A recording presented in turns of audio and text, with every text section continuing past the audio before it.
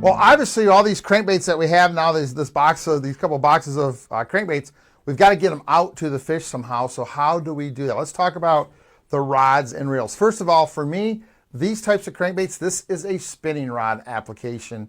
They're really not heavy enough to handle on a bait caster. This is definitely a spinning rod application. Now, you're going to be casting some bigger baits.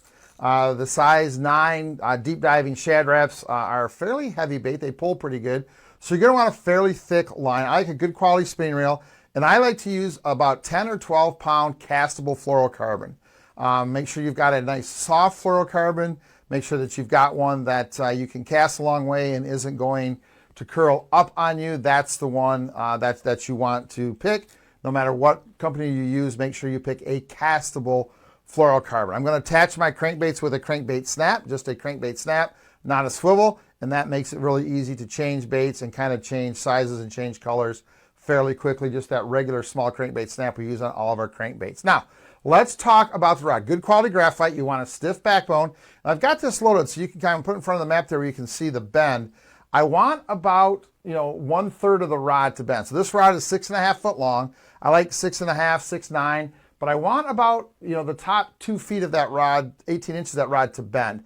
I want a little bit of give. That helps me get a little bit of action on my bait, and it lets me, when I'm fishing baits in the weeds, I want them to get hung up. Now that may sound like, oh, I don't want them to get hung up. Yes, you do.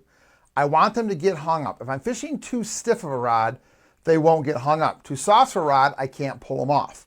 So I like my baits to get hung up on the weeds a little bit, especially if I get lucky and get them on the back hook, especially on green cabbage. It's very strong. Because then what I'm going to do is I'm going to reel down. I'm going to let that soft tip kind of reel down, and I'm going to pull back really quick and jerk that bait off the weeds. So what happens, that bait is stuck on the weeds. You pull it forward, it comes forward real quick. Remember, these baits float.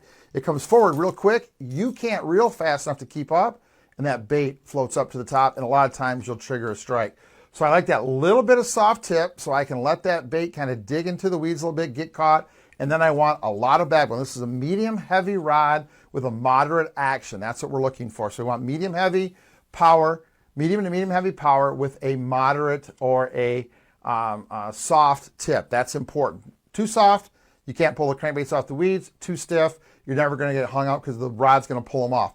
That's a perfect combination. 6'6", 6'9", medium to medium heavy power with a moderate tip is going to be a perfect selection for you to cast crankbaits, both the shallow water, smaller crankbaits, and the deeper diving, a little bit heavier crankbaits. A great combination to fish with, teamed up with a good 10 or 12 pound test castable fluorocarbon. You've got a great combination for catching walleye in the weeds, casting crankbaits, which is a fun way to catch them.